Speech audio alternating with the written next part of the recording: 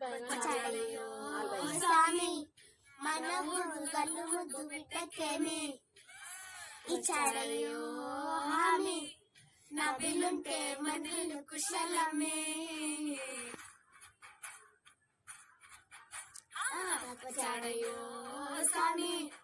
మన ఊరు కళ్ళు ముద్దు బిడ్డకేమి